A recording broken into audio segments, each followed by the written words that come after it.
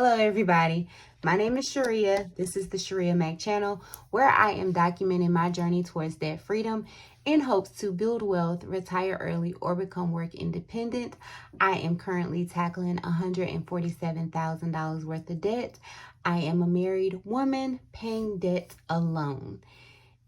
If you are new here, thank you so very much for clicking on this video. And if you are a returning viewer or subscriber, thank you so very much for coming back. If you are new and you're a viewer but not a subscriber, please consider subscribing. If you're interested in budgeting, debt freedom, and all sorts of building wealth content. In today's video, as you can see, I will be stuffing my sinking funds. There are only 2 sinking funds that I stuff physically, and then 2 sinking funds are the money is in an actual account. So if you are interested in seeing exactly what I am stuffing and how much, stay tuned.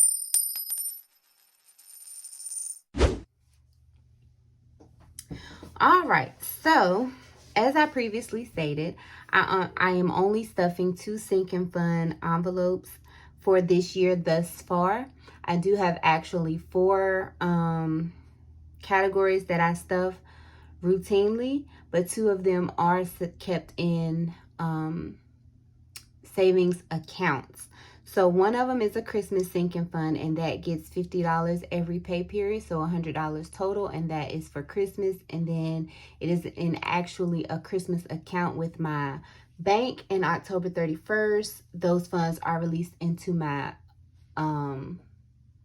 primary savings account for Christmas. And then I have a tax savings account. That money is automatically deducted into that account in the amount of $90 every time I deposit that particular pay period. That particular check of $900, $90 is deposited into that savings account for my taxes. Once I file my taxes and I see exactly how much I have to owe, if I have to pay back anything, because I am also a W-2 employee with very low deductions. If I have to pay anything, I will pay it out of that tax savings account. But if I do not, that money will be stuffed into various sinking funds, as well as cover some expenses that are pending or coming up. Also, once I do deplete that savings account that money is kept in for the year of 2020 tax year, I will open a high yield savings account. I plan on doing a video on that coming up soon for my taxes, as well as if I decide to save money to pay my student loans. I will be depositing my excess student loan payments into a high yield savings account as well. So that is $140 that goes into a savings account. And then what I am stuffing today is a total of $190, I believe. So what we have here is 20, 40, 60, 80, 1, 20, 40, 60, 80, and $10. So the routine amount of stuffing is $150 for travel, and then $100 for my car fund, so that all the cars, when we need to purchase tires, we will have the money to purchase tires, as opposed to putting them on a credit card. But I had to get some car maintenance done to my car, a routine oil change, and I had to get my car inspected, and that was $61. And so I'm taking the $60 from the car fund. So that leaves $40 to go into the car fund. And so I'm gonna put that in there. And then the rest should be $150 to go into the travel. 20, 40, 60, 80, 1, 20, 40. And so that will go in here. And so as for what we have already,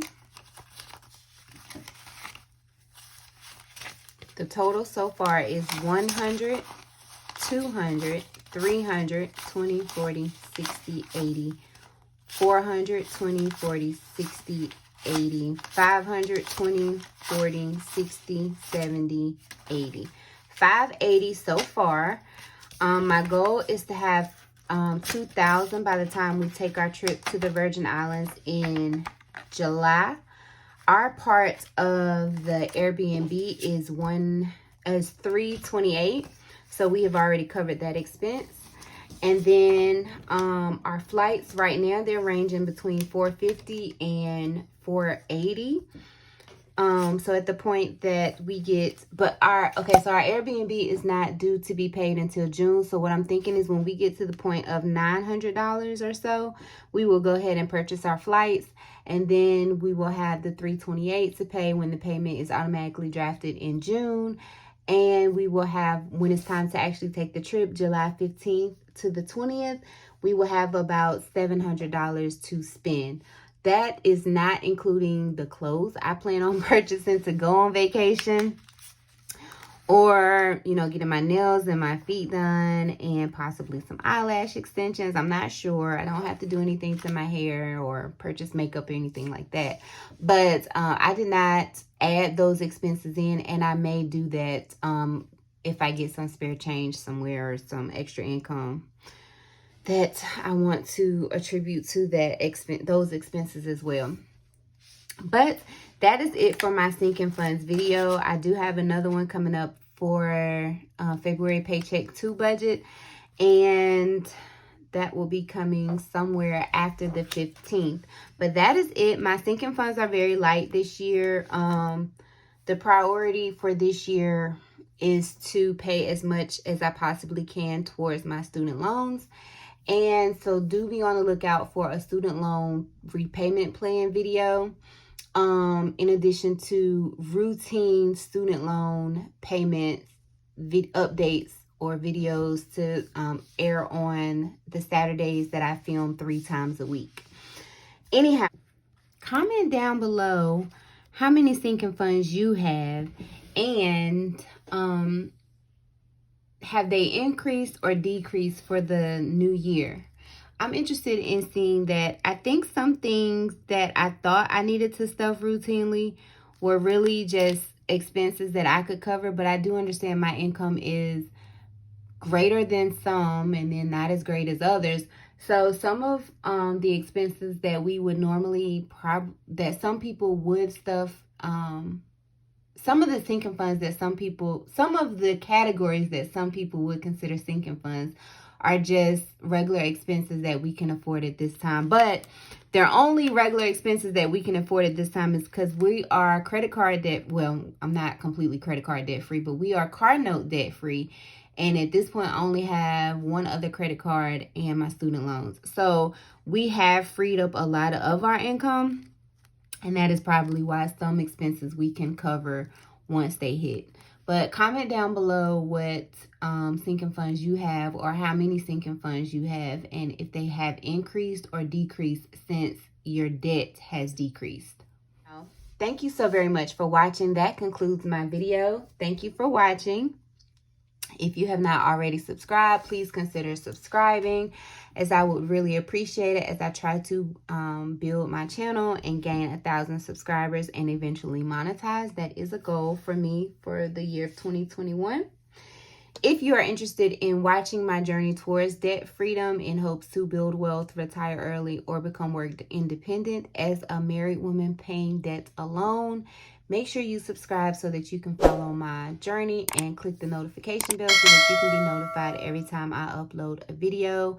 Again, my uploading schedule at this point is 3 videos one week, 2 videos the next week. So this is my second video for this week, and look forward to 3 videos coming next week. Thank you so very much for watching, and do remember that the debt-free journey is indeed a journey, not a destination.